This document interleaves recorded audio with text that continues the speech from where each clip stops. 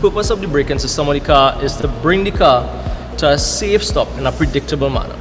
Meaning that when you mash the brakes pedal, you would expect the car to stop at a certain distance. Its limitations is dependent on what type of maintenance we do on it. Drum brakes is function with a shoes method and a sleeve cylinder, which push the brake shoes against the drum to create the stopping power. So we usually have the rotor that will be spinning, that is attached to the wheel on the driving flange, and then when you press the brakes pedal, the piston will push the two pads out to squeeze against that rotor, thereby slowing the wheel.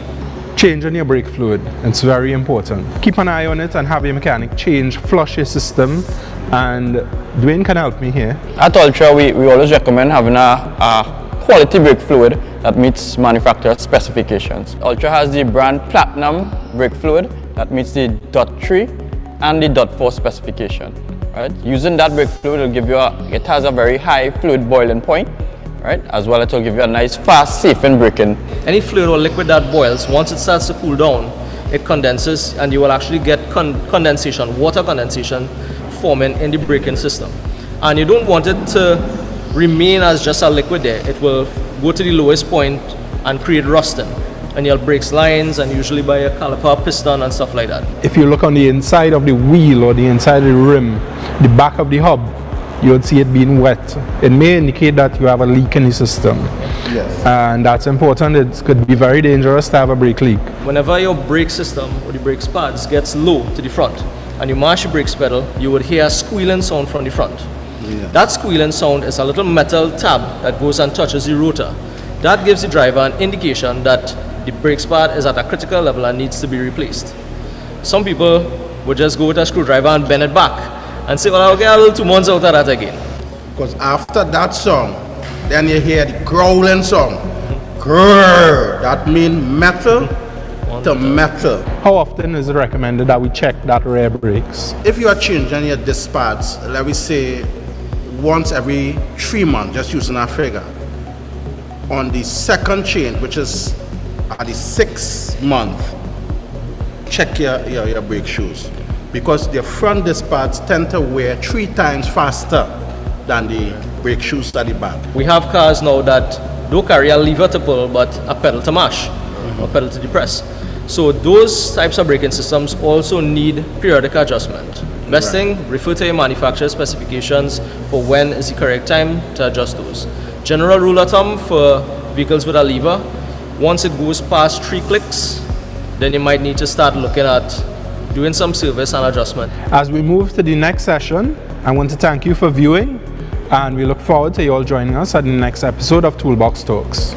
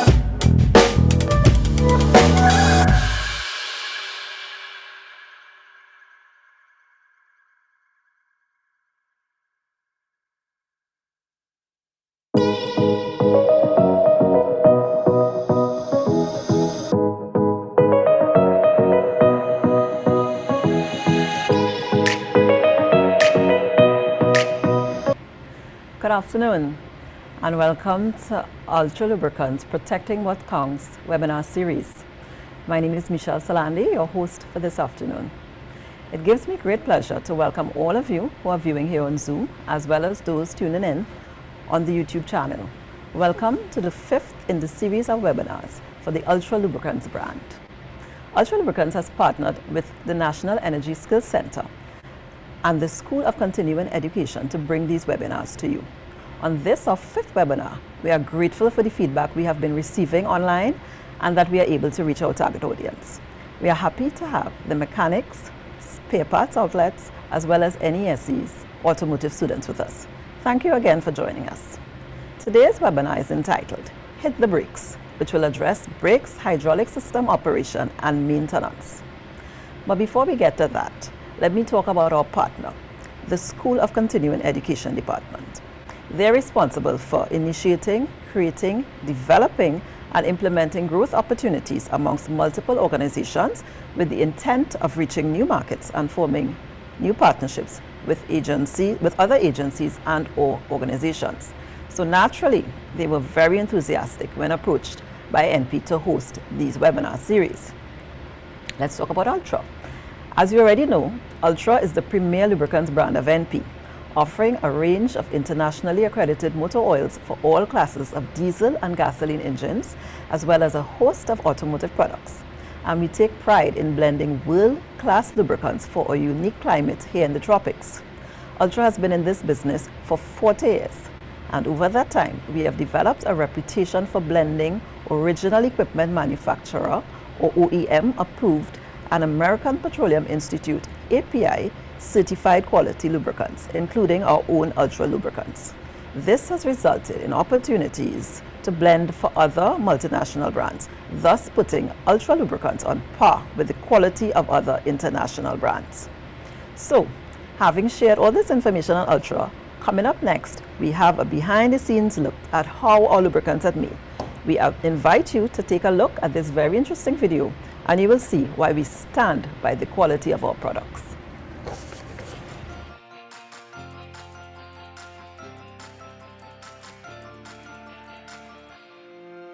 In the Caribbean, we move to the rhythm of the islands, its people, flavors, and cultures.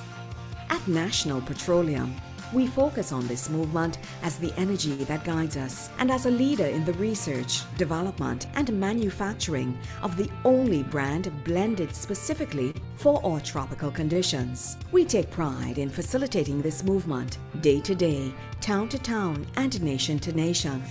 As a team, from our talented engineers to our dedicated transport partners, NP has embodied these values into our Ultra Lubricants line. Designed for a demanding climate, frequent stopping, and overall engine efficiency, the Ultra brand represents the next generation in lubricant technology, including 100% fully synthetic oils, with innovation and products that perform under the rigors of the exacting specifications of a range of today's modern vehicles, making the NP Ultra Lubricants line a brand that has been trusted throughout the region for decades. In that time, you may have come to know the brand, but do you know how we make it?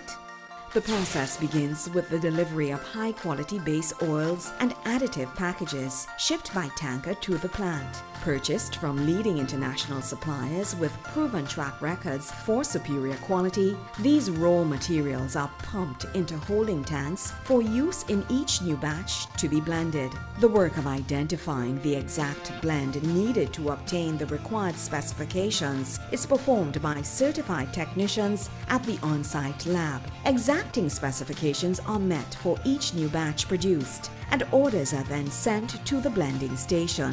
Here, the work of skillfully bringing all components of a well-blended world-class lubricant begins. With a blending capacity of over 20 million liters per annum and an impressive 249 stock-keeping units produced, the blending operations of the plant manufactures over 50 different lubricants across a number of classifications. Over the years, NP's excellent reputation for blending OEM-approved and API-certified quality lubricants, including its own Ultra Ultra Lubricants has resulted in opportunities to blend for other multinational brands, thus putting Ultra Lubricants on par with and even exceeding the quality of other international lubricant brands. The filling lines are where various sizes of bottles, pails, and even drums are filled in a fully automated process. With an average of up to 1,200 4 and 5 liter bottles and up to 600 pails filled each hour, this cutting-edge filling plant offers world-class performance, efficiency, and accuracy. Additionally, specially ordered 55 American gallon drums of lubricants are filled on a dedicated line and produced on site. The freshly blended lubricants are pumped overhead to the designated line to match the orders being filled. On this line, the pails first get their labels, then along to the filling station, where they are filled using state-of-the-art mass flow meters at a rate of up to 600 pails per hour. With the lubricant sector growing exponentially, this top-of-the-line filling station makes it possible for NP's Ultra Lubricant lines to meet the demands of the local and regional markets. At the other lines, bottles are swiftly led from labeling to filling, then capping, all within a fully automated process. This carousel individually seals up to 1,200 bottles per hour. Each bottle and pail are imprinted with a quality control traceable number and displays the date and time the product in each bottle was filled, giving an accurate record that meets international quality assurance requirements. A final inspection, and then it's off to the individual packing machines.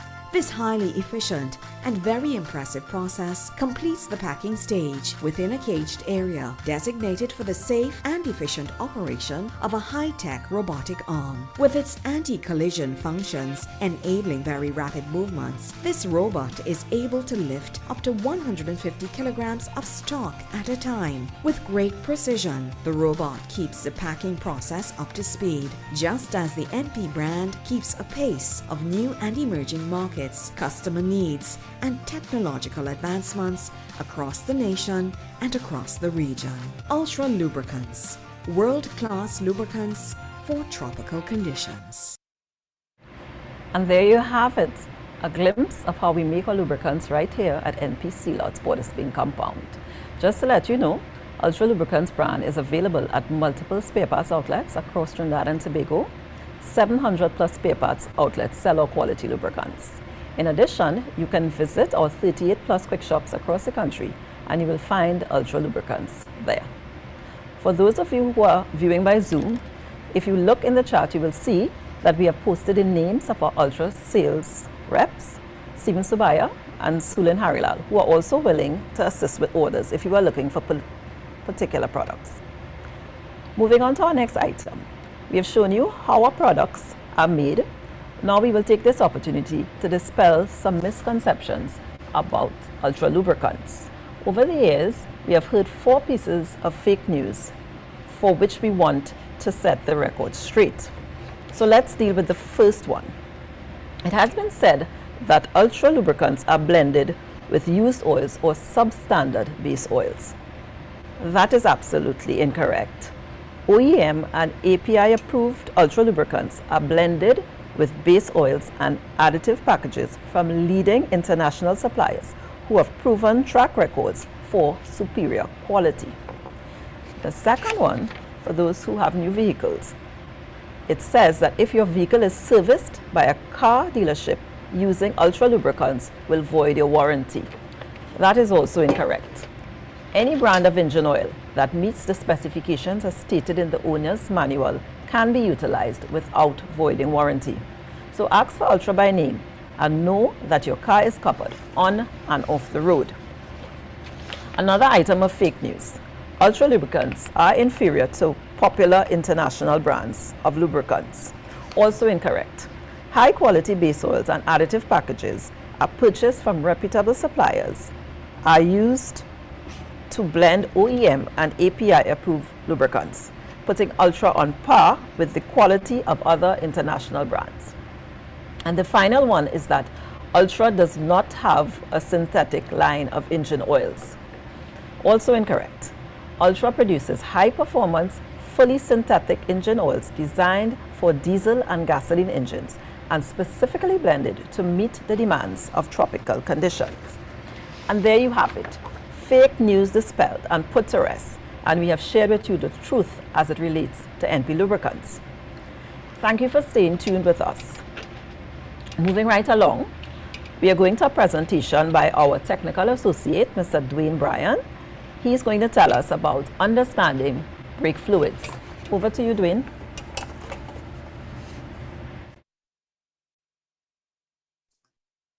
Thank you very much, Michelle, and welcome all. My presentation will be brief as I discuss understanding brake fluids. Let me share my screen.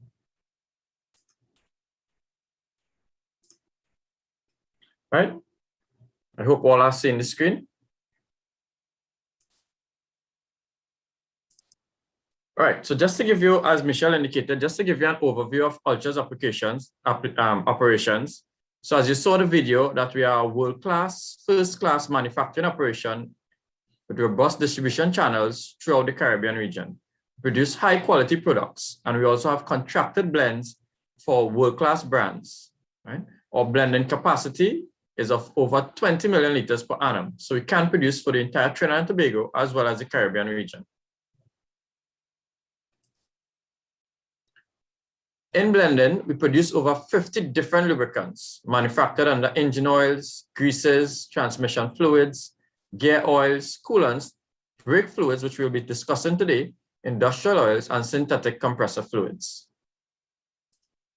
Apart from our lube oil blending plant and our grease plant, we also have a first-class laboratory facility that is ISO 9001-2015 approved, that is linked to the Institute of Petroleum in London, and all of our equipment are calibrated by the Trinidad and Tobago Bureau standards. Our lab is also in the process of getting ISO 17025 accredited, and we hope to have that accomplished by the end of 2021. This will also put us on par with international labs throughout the world. We also have technical support services provided by myself and Ms. Thomas, which are highly trained lubrication staff that are qualified to give you advice on lubricants. We also provide after-sales services such as oil analysis, lubrication consultancy, seminars such as these, as well as waste oil disposal. Some of the benefits of using Ultra lubricants, apart from just the oil itself. So functions of a brake fluid. So a brake fluid, as the name suggests, it's a type of hydraulic fluid, hydraulic system. And it is used in hydraulic brake. Dwayne, sorry to interrupt. No problem. We're not seeing the screen. The screen is not seeing? No. So you can probably try it again.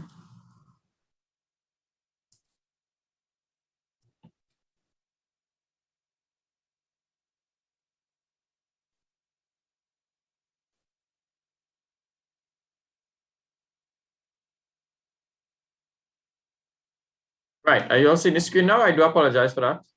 Yes, we are. Very rich. Good, excellent. Thank you very much, Ms. Charles David. Yes, so as we are discussing, brake fluid, it's a hydraulic fluid that is used in hydraulic brake and hydraulic clutch applications in vehicles.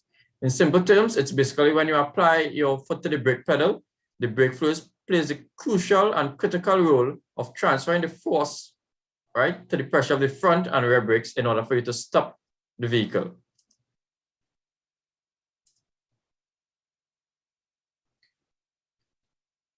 In order for this to happen, right, the brake fluid also assists in some other functions. So besides transferring force to the different brake shoes and pads, the brake fluid also absorbs the the moisture and prevents it from boiling and preventing brake failure. It also serves as a lubricant for all the movable parts and prevents corrosion in the braking system. The different types of brake fluid. So most of the time you'll hear people talk about DOT3 and DOT4 when you go to the different service stations or the spare part outlets, right? So the brake fluids they are categorized by the US Department of Transportation. So that's where the DOT come from, DOT, Department of Transportation. And they are categorized from DOT2 up to DOT5.1, and they also are LHM plus brake fluid, which is a mineral oil that is used in specific vehicles. Currently, most of the type of brake fluid on the market is DOT3 and DOT4, and DOT5, which is a silicone based, is used for specific type of vehicles and equipment.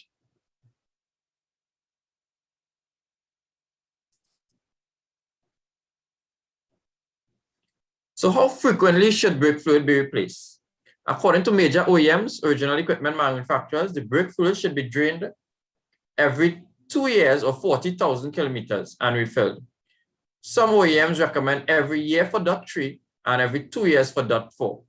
Very important to note is that .4 fluids can be used in .3 applications. However, .3 cannot be used in .4 applications. As we saw before, the major differences between the .3 and the .4 to deal with the boiling point, right? .4 has a higher boiling point as compared to .3. So what causes a low brake fluid in your system? So let's say you open up your vehicle bonnet and you see that your brake fluid is low. What causes that in your system? Some of the major reasons, it may be you have a leak in the system, right? Brake fluid leaks can often be identified by you see a residue left under the vehicle, right?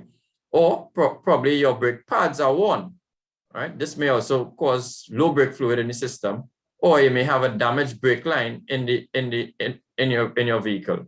So these are the three major reasons for low brake fluid in the system. So what are the signs that you need to change the brake fluid? So apart from changing the brake fluid every 2 years or topping up, as the case if you get a low brake fluid, some signs that you need to change or flush the system include that the brake warning light may come on. So a low brake fluid level can trigger the brake light to come on. And this is maybe because of, as we said before, the brake fluid is, you have some loss, right? So if significant amount of brake fluid is missing, you should have your vehicle inspected by a mechanic right away, because you don't want to endanger your life as well as the lives of other citizens, right?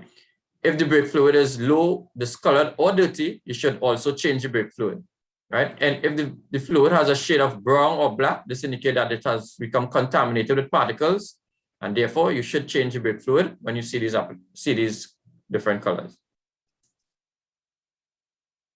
If, for example, you're mashing the brake pedal and it's hard to stop, or you get what we call a mushy brake pedal, this may indicate that you have low brake fluid as well. So you get a spongy feeling when you're mashing the brakes, right? This may be that moisture has built up in your brake fluid, right?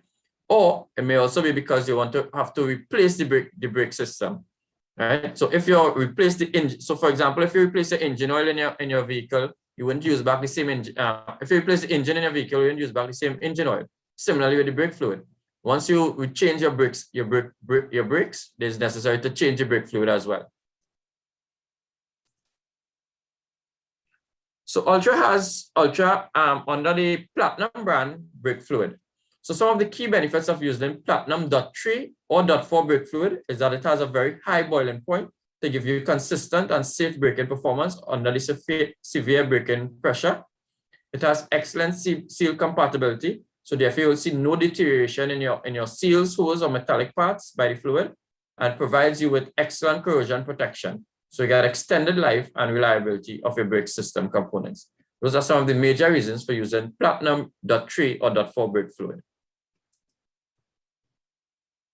Just to reiterate, do not attempt to drive a vehicle if the brakes is not functioning well. So therefore you should not put yourself or others at risk, safety at risk. So you can type in any questions and we'll take further questions at the end of the presentation.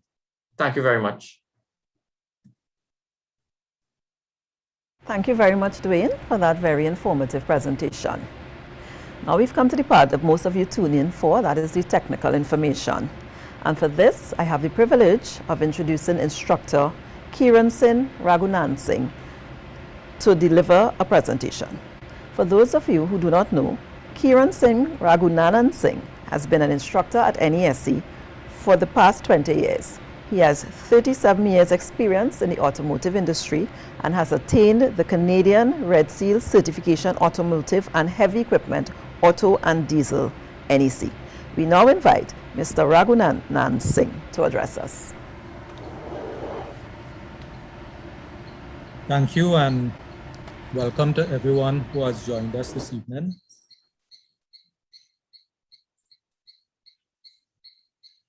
For this particular session,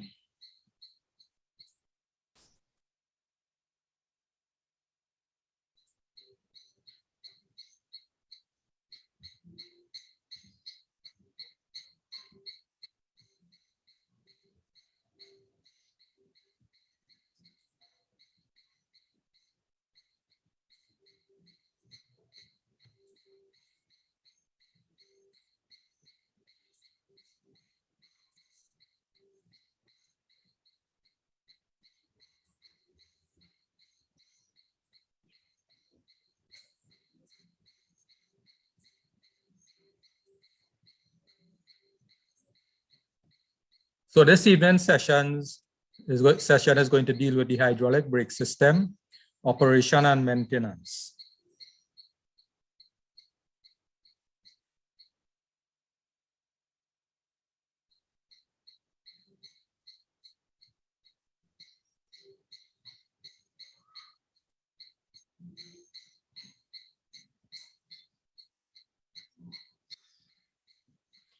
So our objectives for this session: 1, explain the principles of operation for brake systems. And notice we didn't say hydraulic brakes system, brakes in general. Identify the principles of hydraulics that apply to the braking system. Describe the types and characteristics of brake fluid. Describe the operation of a hydraulic brake system, and identify the maintenance requirements of a hydraulic brake system.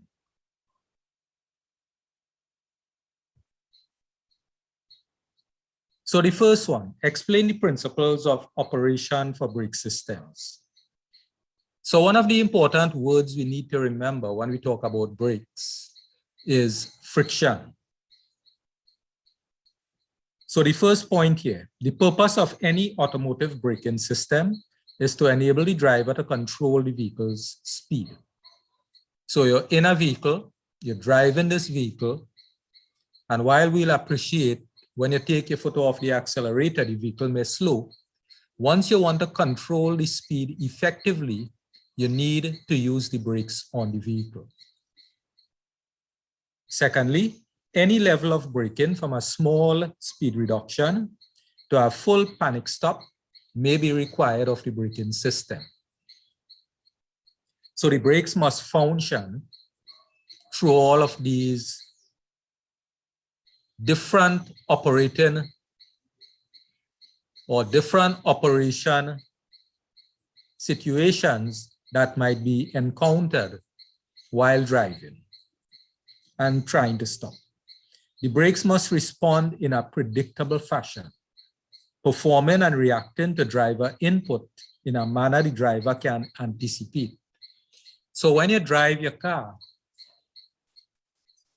you will develop a feel for the brakes. You know how hard you have to mash the brakes or step on the brake pedal, depending on how fast you are traveling and the rate at which you want your vehicle to slow down. If you are going around a corner, you'll be more cautious in applying the brake as compared to if you're driving on straight open roads. If you're driving in traffic, again, you'll use the brakes differently and apply the brakes to suit the driving conditions. And each time you apply the brake, you will want to make sure, or you will expect that the brakes would perform in the way that you expect it to respond to the amount in relation to the amount of pressure that you apply to the brake pedal.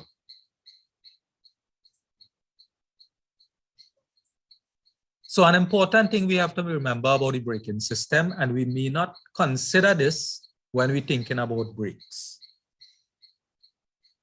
So the vehicle's braking system is an energy converter. What does that mean? Well, a vehicle that is in motion possesses energy, which we call kinetic energy. So if you want to stop this vehicle, you must convert that kinetic energy into a different type of energy in order for the vehicle to slow and come to a stop. With a vehicle's brake, that kinetic energy is converted into heat. So when you step on the brake pedal in your vehicle, and the first word that I ask you to keep in mind, friction. Friction is going to act at the wheels of your vehicle, first of all, on rotating members that we could call brake rotors and brake drums. And most of you may know that your vehicle will have at the core of its braking system friction lining, or what we call disc pads and brake shoes. And these will be pressed against the rotating members, and friction will exist between these two set of components. And that friction will generate heat. And of course, that heat has to be dissipated and so on. But in generating heat, what is actually happening is that kinetic energy is being converted into heat energy. And this is how the brakes on your car is going to convert the energy of motion that your vehicle possesses into heat energy and thereby slow your vehicle or bring your vehicle to a stop. So the second point here, the engine converts energy to move the vehicle. The braking system converts energy to stop the vehicle. So for instance, your vehicle is going to be powered by gasoline, diesel, CNG, propane, maybe something else, even electricity. So that is the energy that is used to drive your vehicle and accelerate your vehicle from standstill. So that energy, in the case of gasoline, for instance, it is going to be burned in the cylinders of the engine to generate the energy to drive the engine, which is going to drive your vehicle. So the fuel that your vehicle uses is converted into a usable form, is converted into a form of energy that creates motion in your vehicle, creates the kinetic energy that your vehicle is going to possess while it is in motion. The braking system has to convert that energy now back to heat in order to stop your vehicle.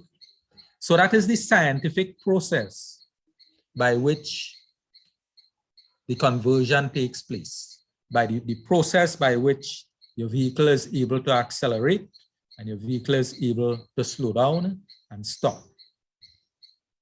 So this illustration here shows, first of all, if we look at the engine, in this case located at the front of the vehicle, we could see energy. We could see energy being introduced into the pistons or into the engine. This is the phase of driving your vehicle. The EK here indicates the energy in the form of kinetic energy that is moving your vehicle along. Your vehicle is in motion. And when you apply the brake, that kinetic energy has to be converted into heat and dissipated into the surrounding air in order for a vehicle to slow down and eventually come to a stop. Now, the process of converting the energy into heat is accomplished by the hardware at the wheels of your vehicle. And this is what we call the disc pads and brake shoe. The friction material that create resistance at the wheels for slowing the vehicle and converting your kinetic energy into heat.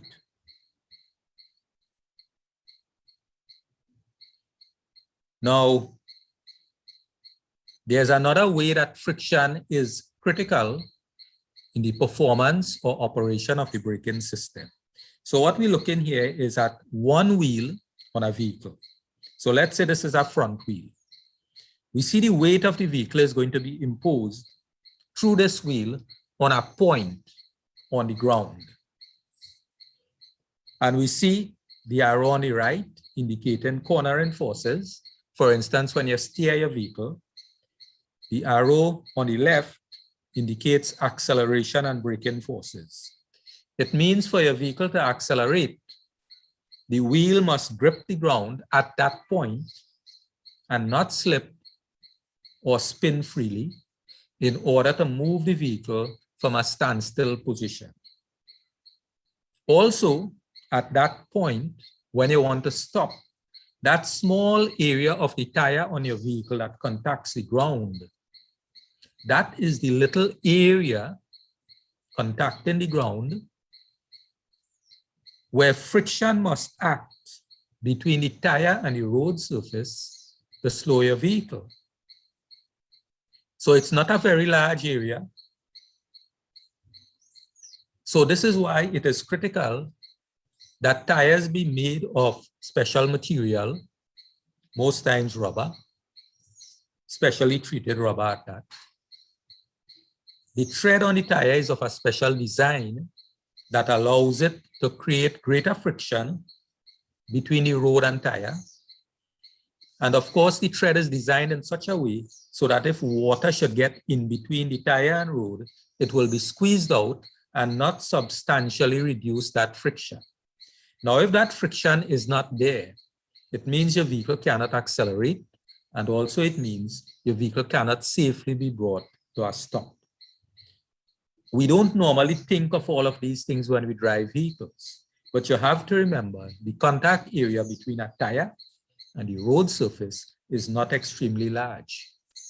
However, regardless of its size, it has a critical function to perform in terms of accelerating, steering your vehicle, and eventually bringing your vehicle to a stop. So for your braking system to function normally, it is also important that the tire meet the requirements of the vehicle and the road surface in terms of its roughness or smoothness also qualify as a road surface.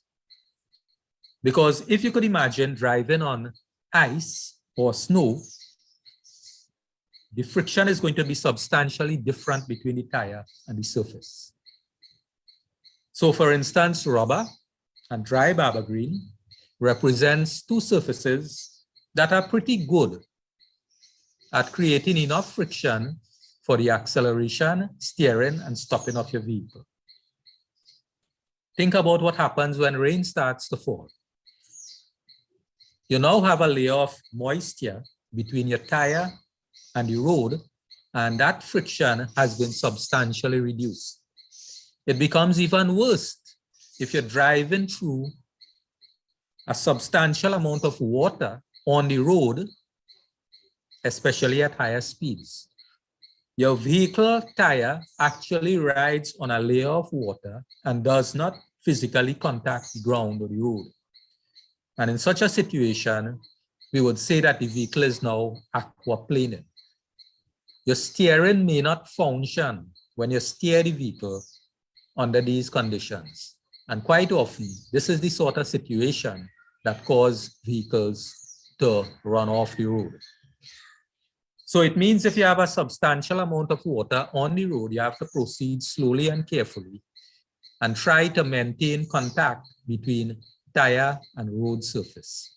Once your vehicle has aquaplaned, the brakes is not going to function. You have lost friction between tire and road. So in order for the brakes to function normally, we have to allow the tire to make contact with the road, which would enable good friction between the tire and road. And this would be the condition or the ideal condition for slowing or stopping your vehicle, and even for the drive wheels to accelerate your vehicle. Right, so we move on to the next objective. Identify the principles of hydraulics that apply to the braking system. And we're talking about the hydraulic braking system now. So we should say that there are different types of braking systems. The most common for light vehicles will be the hydraulic braking system. Some of you may know that trucks, for instance, may use a braking system that relies on air as the medium for applying the brakes. You may have other vehicles that use a combination of hydraulic and air. So there are different versions or types of braking systems, But the one we looking at today is the hydraulic braking system. And it is no different from a hydraulic system. There are two important things we have to remember about hydraulic systems. The first one, they use a liquid as the medium for transferring force from one location to the next. And secondly, within an enclosed or sealed system, pressure is the same everywhere in the system. So whatever pressure is generated, that pressure is felt throughout the system. And these two principles allow the braking system that we are most familiar with on our light vehicles to function. So looking at this illustration, it's a car. We see a pedal inside the car. We see a mechanism that the pedal is connected to. And then at each wheel, we see the hardware that would physically apply the brake. And the hardware is connected through lines that run at odd shapes back to the mechanism that is going to be directly connected to a brake pedal. So in principle, what happens, there's a reservoir on that mechanism connected to a brake pedal. And when you step on the brake, you actually pressurize the system through the action of the brake booster and fluid that is in what we call the brake master cylinder. And connected to the brake master cylinder is metal tubes, special high-strength metal tubes or lines that allow brake fluid to flow from the master cylinder to cylinders located at each wheel. And these cylinders will press on your disc pad or your brake shoe to apply them. So in principle, the system is a relatively simple system. The brake pedal itself creates some mechanical advantage. So the force that you apply the brake pedal with is multiplied. The second increase in force is created by the brake booster. And most cars will be fitted with some sort of brake booster that will multiply the force that the driver inputs to the pedal. And that force is going to be delivered to the brake master cylinder where the hydraulic pressure is going to be generated. So eventually the pressure that leaves the master cylinder or the brake master cylinder and travels to the wheels, that pressure is going to be multiplied far greater as compared to the pressure that was applied to the brake pedal. So in this way, it allows the driver to apply a relatively small force to the brake pedal, while a greater force is applied at the wheels to slow or stop the vehicle.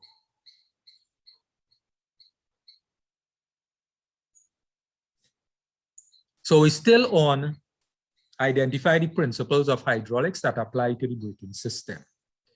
So the hydraulic system transmits the force and motion produced by the operator to apply the brake friction members. That is through a brake pedal. The mechanical advantage of the brake pedal multiplies the force from the operator's foot and applies it to the master cylinder. Hydraulics further multiply this force into a much greater force and apply it to the friction elements at the wheels. Also, hydraulics transmit the force around bends and through bulkheads and structural members of a vehicle. Now, the lines don't have to run straight. They don't have to run in a circular fashion.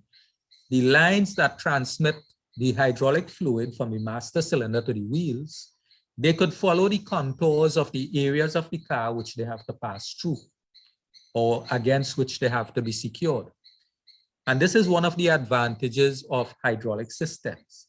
You could shape the lines to fit precisely in the spaces where they have to be secured and where they could be protected. And they could run all the way from the front of the car to the back of the vehicle in different shapes and still transfer the same force that is generated at the front of the car to the back of the car. So this is one of the advantages of using a hydraulic system. Because the lines take different shapes and forms, it doesn't mean that they will transmit a different force. The nature of hydraulic systems guarantees that the forces are applied evenly if applied to equal surface areas. So all that is required is that the cylinders at the wheels be of uniform sizes, like the two front wheels must have the same capacity brake calipers, and the two rear wheels must have the same capacity brake calipers or wheel cylinders, depending on whatever style of brakes is being used.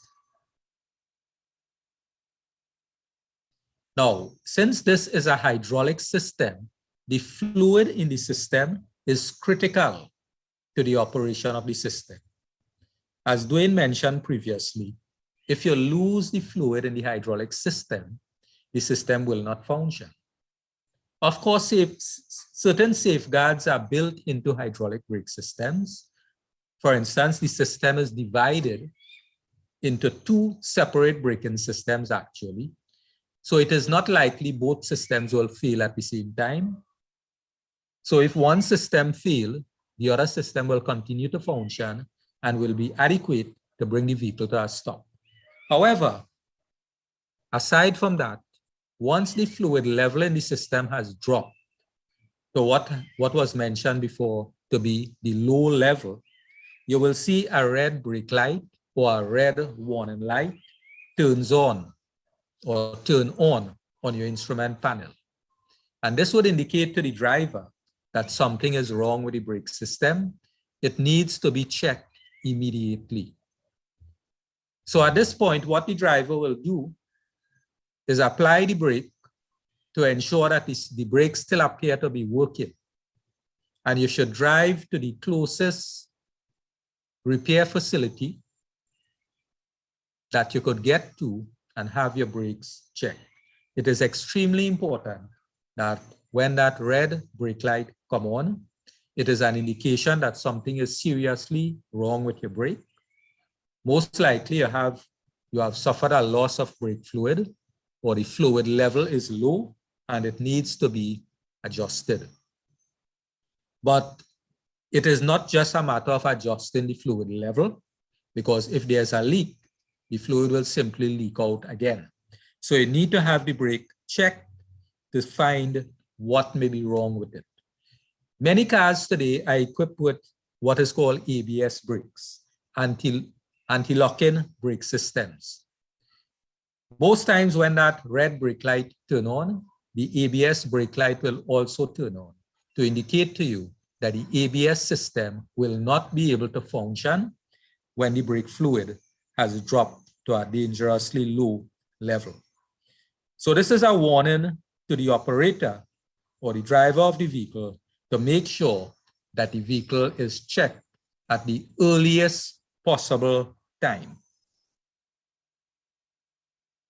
So this hydraulic system uses what we call brake fluid as the medium for transferring force from the driver's foot or the driver's brake pedal to the mechanisms at the wheel that is going to physically apply the brake. As Dwayne mentioned, there are different types of brake fluid, but the brake fluids that are available in our market for use currently and recommended by most manufacturers for the most common of vehicles will be .3 and .4 brake fluids. There's also a .5 brake fluid that is a silicone-based fluid. It is purple in color and it is not interchangeable with the .3 and .4.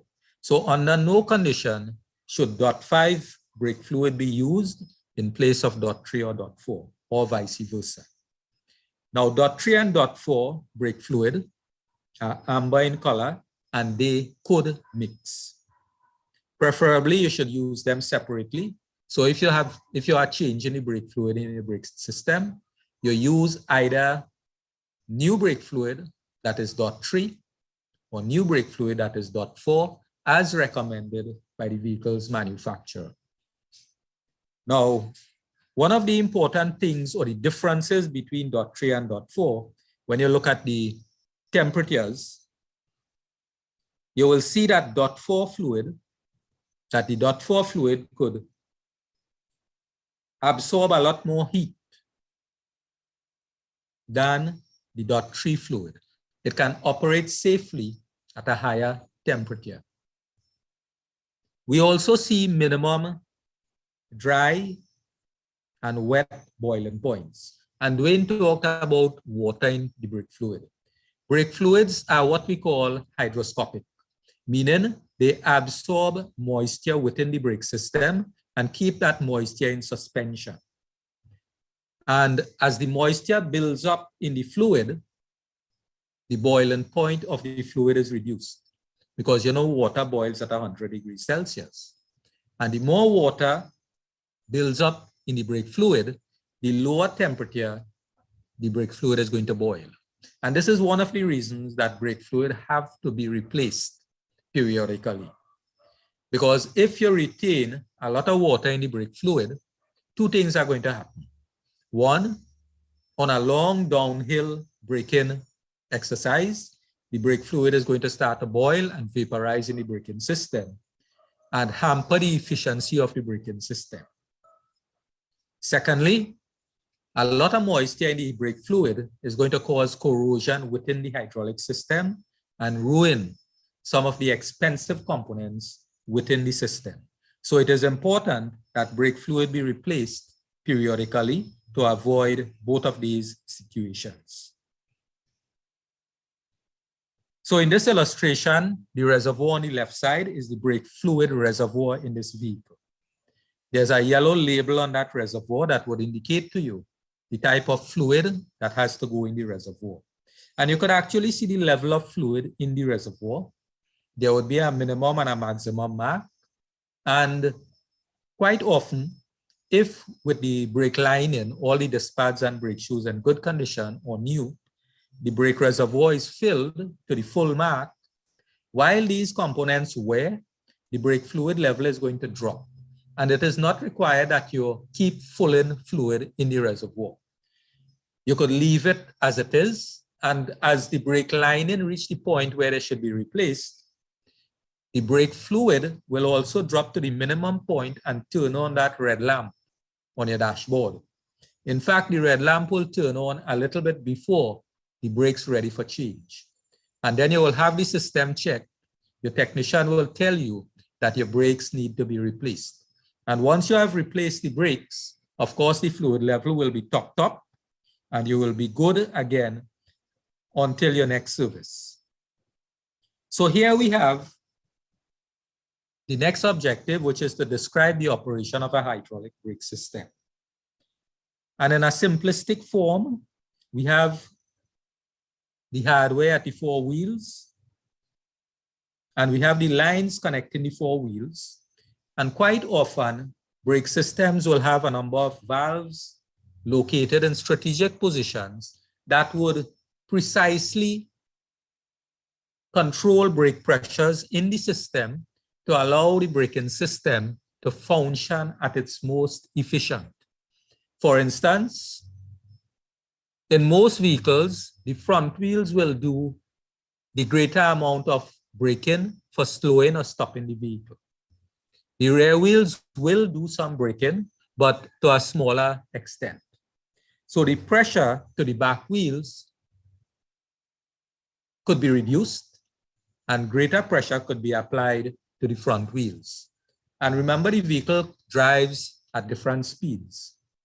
So for instance, if you are driving fast and you make a panic stop, meaning you hit the brake as hard as you possibly can, or step on the brakes as hard as you possibly can, it means you expect the brakes to respond quickly and not allow the vehicle to go into a spin or lose traction between tire and road. So some of the valves that are included, and we see them identified as metering valve, pressure differential valve, proportioning valve, They control pressures to the brakes and proportion the pressure between front and rear so that the vehicle could be brought to a stop efficiently. So over the years, changes have taken place in the braking system, and we now have anti-locking brake. So the anti-locking brake will simply be an addition to the braking system that makes it far more efficient than a system without anti-locking brake. Then there's the issue of maintenance. Identify the maintenance requirements of a hydraulic brake system. First one, inspect the system for signs of brake fluid leak. It is a hydraulic system. You want to see if there are leaks and you want to repair those leaks promptly. Inspect brake lining for serviceability. The disc pads and brake shoe, they are the sacrificial parts of the braking system. They wear out. They have a lifespan. So you have to check them periodically as your vehicle is being serviced and replace those components as required. Inspect rotor disc for scoring, minimum thickness, lateral and radial runout. Things could go wrong with the friction elements of the brakes. So they have to be inspected at the time of changing a brake shoe, and they could either be machined or reconditioned and reused or replaced. Inspect brake drums for maximum diameter scoring and runout. So the brake drums also are part of the hardware against which your brake shoes will work. They also need to be inspected and reconditioned or replaced as required. Inspect all other brake system hardware for serviceability. Everything on the brake system needs to be checked when the vehicle is being serviced or the brakes is being serviced. There normally is adjustment for both the service brake and park brake. So adjust the service brake and adjust the park brake, and the park brake is what we call the hand brake. So most vehicles, if not all, are equipped with a parking brake. When you park the vehicle, you apply this brake. Sometimes it is part of the service brake. Sometimes it is a separate brake. And finally, replace the brake fluid as recommended at the required intervals. So here we see a picture of the brake rotors being measured using a dial indicator to indicate whether they are in good condition or they need to be replaced or machined, or have some other service work performed on them. This is a brake drum that is being measured to determine if it is excessively worn or if it could be machined and reused. So there are different service activities that could be performed on the brake system to recondition components and allow them to be reused. So thank you very much for your attention, and we'll take your questions next. Thank you very much, Mr. Raghunanan Singh, for that informative and instructive presentation. So now we're going to give viewers an opportunity to ask Dwayne or Kiran Singh any questions on what was discussed today. Some of the questions have been sent in already, so let me just get them. A viewer is asking, what causes your brake pedal to get soft overnight and you have to pump it up, on mornings in order to get brakes? Okay, so normally the brake should have a nice firm feel. So a number of things could be happening if your brake pedal is feeling soft, and the correct term might be spongy. One of the things that could be going on is that air could be entering the braking system. So while your vehicle is parked overnight, a number of things will be happening. As the parts of the brakes cool, especially at the brake calipers and the wheel cylinders, air could be drawn into the system if those components are worn out. There may be a small fluid leak there, but if there's a fluid leak, as the system cools, air could also be drawn into the hydraulic system. And the next time you go to use the brake, it means that air is now mixed into the fluid in the hydraulic system. Remember, one of the slides we saw indicated that the fluid acts for the purpose of transferring force from one place to the next. If you have air mixed into the fluid, the air is going to be compressible. Fluid by itself is not compressible. But if you happen to have some air in your braking system, then that air is compressible. And when you step on the brake pedal, it means you're going to feel that sponginess in the brake pedal, which is an indication that air has been drawn into the hydraulic system. So it gives you that feel of sponginess on the brake pedal. It is an indication that, first of all, you need to correct or replace the parts that are causing air to be drawn into the system, whether it is at the wheels or whether it is at the master cylinder, and you will bleed the fluid and air out of the system, and that should correct your problem. Another question, I don't know if this came up already. How often should brake fluid be changed? Dwayne, you want to take that question? Thank you very much, Mr. Keransing. Based on OEM recommendations, brake fluid should be changed approximately every 2 years or every 40,000 kilometers. Right? Some OEMs do recommend changing .3 brake fluid every year. But again, as Mr. Keransing would have specialized, if the brake fluid becomes dirty or if it becomes low, it is recommended that it change up, visit a mechanic and change it upon that time.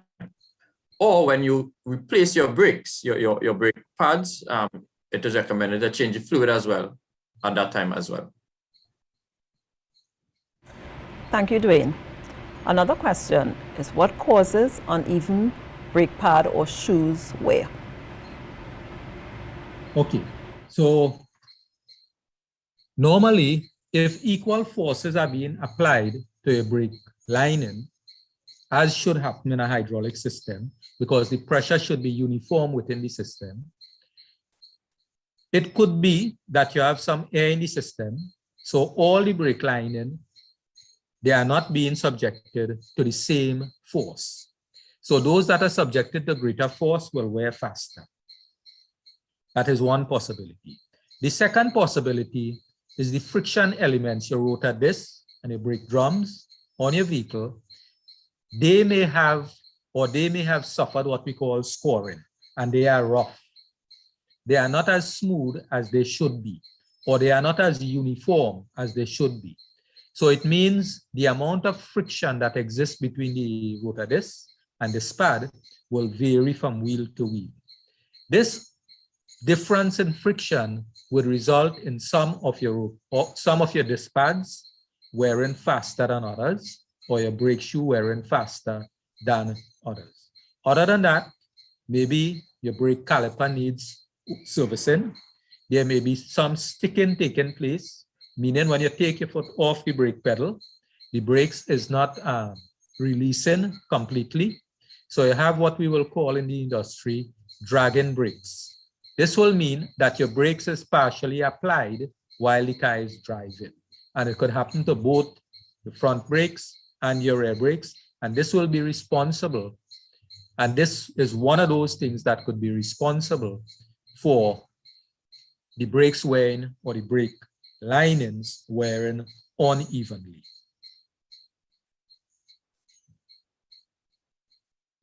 We have another question for Dwayne. How does NP brake fluid compare to Lockheed?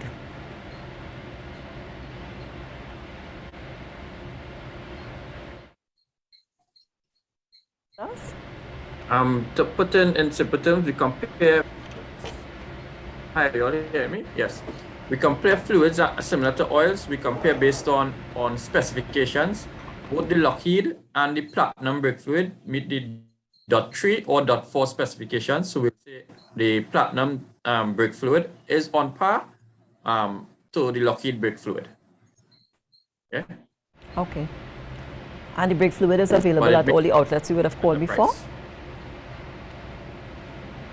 Yes. And it's available at all these spare part outlets as well as our quick shops, as mentioned before. Okay, I'm not seeing any more questions. So we thank you for all of those who would have submitted questions, and we thank you for your attention. So far, we've had 5 webinars in this series, and the next webinar is scheduled for Wednesday, the 17th of November. It's entitled So Much Talk, where we will discuss drive shafts and CVT joints. To all our mechanics, spare parts, outlets, and NEC automotive students who are tuning in, we look forward to you joining us in the future. Moving on, I'd now like to invite Mr. Kevin Manik-Chand, Senior Business Development Officer from NESC's School of Continuing Education, and he's going to tell us about the programs that they have upcoming. Kevin, can you share this information with us? Thank you so very much for that warm introduction. Again, my name is Kevin Manik-Chand from the School of Continuing Education, and we here at the school are very much pleased to partner with National Petroleum in such an endeavor where we get to impart knowledge to the nationals of Trinidad and Tobago and for the wider world at large. What we are about is coming together, being trainers and interested persons to be able to build capacity in the field of mechanics. With this in mind, in this new financial year, we intend to bring about a new suite of programs. Incidentally, we are going to launch a short program in braking systems, just in line with today's webinar. So look out very soon. We are going to come with something on braking systems, not at an introductory level, but at a professional certificate level, with those who have an idea, those who want to get more knowledge and be gainfully employed. This is the course for you. We're also going to launch a series of short courses on automotive. So look out in the future, in the not too distant future, where we'll be able to share information with you via our Facebook page, via on social media, any social media, as well as we will try to contact some of you individually from these webinars contact information. So again, to all the participants, a warm welcome, and I hope you enjoyed today's program. Thank you. Just to recap, today we touched on brakes, hydraulic system operation, and maintenance. And now we come to the much anticipated item, the prize draw. As you know, prizes are given at each webinar session, but the people who are rewarded are the ones who would have attended the previous session. While I call out the names of the 5 winners of webinar 4, on screen you will see an image of the products that they will take home as prizes. After I call the names, they will receive an email right after tonight's session that will explain the process to follow in order to redeem the prize. So these are winners, and we say congratulations to all of them in advance. Taking home a 1-gallon bottle of ultra lubricant product, which would be specific to the vehicle which you drive, are Aaron Sampson, Ellis Sanka, Jason Modest, Kelvin Bridgelal, and Randy Munilal. Congratulations to our winners. We thank you for not only registering, but for tuning in to all our episodes. We invite those of you who are tuning in to do the same to qualify to win prizes. Ladies and gentlemen, we've come to the end of today's webinar session, and I want to close by thanking some key people in front of the camera and behind the camera. A heartfelt thanks to Mr. Kevin Manik-Chand, Mr. Kiran Raghunanan Singh, to the NP team, Dwayne Bryan, Stephen Subaya, Sulin Harilal, and Ayinka Charles David. We say thank you. We also thank the viewers and participants on Zoom and those viewing on the YouTube channel. In closing, we invite you to complete the survey in the chat to win prizes at each session. Thank you again for joining us, and see you next time on the Ultra Lubricants Protecting What Counts webinar series. Have a good night.